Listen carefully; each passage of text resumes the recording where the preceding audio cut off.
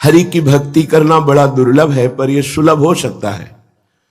पर हरि जो प्रेम स्वरूप बिहारी जी के रूप में विराजमान वृंदावन में है, इनकी प्रेम प्राप्ति बिना राधा चरणारविंद की आराधना की प्राप्त ही नहीं हो सकती, क्योंकि हरि के हृदय का मूर्तिमान प्रेम श्री राधा किशोरी जो है। अये राधा पदाम्बुज मह ना आराधयति चे द तुष्टायाम। अगर हमारी स्वामिनी जी को आपने तुष्ट नहीं किया, प्रसन्न नहीं किया, उनकी चरण आराधना नहीं की, तस्याम न खलु सुलभस तदवश हरि। तदवश जिनके वश में हरि हैं, श्यामाजू, उनको आपने प्रसन्न नहीं किया तो आप हरि का प्रेम नहीं प्राप्त कर पाएंगे। दर्शन तो दुर्योधन ने भी किया है हरि का, दर्शन तो ध्रुव जी ने भी किया है, पर प्रेम नहीं प्राप्त हुआ है।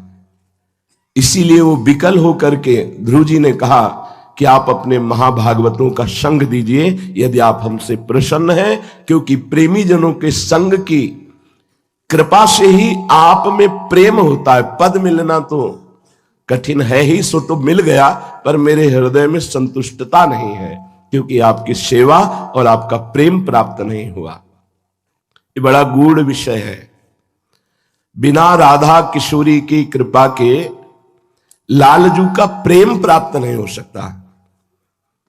पूज्य श्री राधा बाबा भाई जी श्री हनुमान प्रसाद पोद्दार जी, जो साक्षात प्रिया भाव में मगन रहते थे, उनकी कृपा से भावदेह की प्राप्ति हो गई, क्योंकि तैयार भूमिका थी। वो अपनी नौ किशोरी गोपी रूप को देखते, लालजू महाराज समय पे आते, राधा बाबा गोपी रूप में लालजू का करकमल से श्रृंगार करते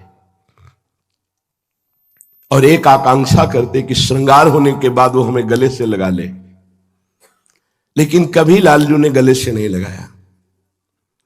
बहुत विकल हो जाते जब लालजू चले जाते कि ऐसी मेरे में क्या त्रुटि है कि श्रृंगार करने के बाद मेरी आकांक्षा मेरे आराध्य देव पूर्ण नहीं करते हैं, मुझे हृदय से क्यों नहीं लगाते। भाव देह में गोपी भाव प्राप्त होने पर भी लालजू हृदय से नहीं लगाते थे।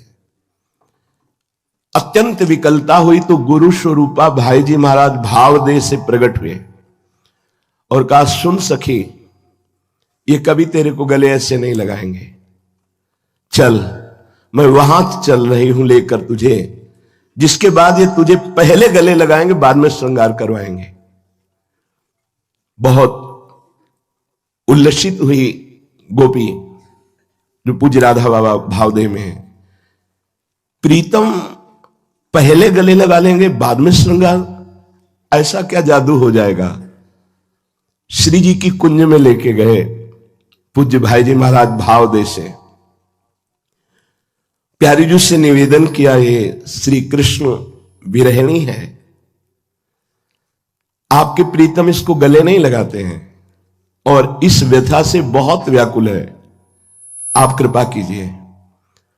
उस समय सखी प्यारी जी की पत्रावली रचना कर रही थी चंदन से। एकदम आवेश में प्यारी जी उठी और वो पात्र चंदन का लिया और तूलिका से उनके हृदय पे लिखा राधा, मस्तक पे लिखा राधा, और कहा, जा आज के बाद तू देखना मेरे प्रीतम तुझे कितना प्यार करते हैं, और मैं तुझे इसलिए प्यार करती हूं कि तू मेरे प्रीतम से प्यार करती है। देखो, बड़ा ये तो महामहिम स्वरूप है, पर प्रेम का स्वरूप है कि मेरे प्यारे से यदि कोई प्यार करने लगे तो वो हमें बहुत प्यारा लगे। पर देखो यहां लोक में हम जिससे अगर प्यार करते हैं उसकी तरफ कोई प्यार से देख ले तो हमें ईर्ष्या हो जाएगी, जलन हो जाएगी। इसी को काम कहते हैं। प्रेम में ऐसा नहीं होता। प्रेम में जैसे हम प्रभु के उपासक हैं तो सैकड़ों भक्त उपासक हैं, तो उन उपासकों को देखकर उनकी चरण रज लेने का मन होता है, उनका चरणामृत पीने का मन होता है, उनकी जूठन पाने का मन होता है। क्यों? ये हमारे प्यारे का नाम जप करते हैं, ये हमारे प्यारे के लिए अपना जीवन अर्पित किए हुए हैं। अब पुलकित हो गए राधा बाबा। आज तक कभी ऐसा प्रेमानंद प्रकट नहीं हुआ था जैसा प्यारी जू के दर्शन से और प्यारी जू के पत्रावली प्रसादी चंदन की रचना से हुआ। अपनी कुंज में गए, जे ही लाल जो आए मस्तक पे देखा राधा नाम, हृदय में देखा राधा नाम, दौड़ पड़े। आलिंगन ही नहीं, परिरंभन किया, इसे गाढ़ आलिंगन कहते हैं। राधा बाबा पुलकित हो गए कि इतना सब करने पर कभी हृदय से नहीं लगाया था। अब आज के बाद कोई ध्यान नहीं, अन्य कोई उपासना नहीं, बस राधा राधा राधा राधा राधा राधा।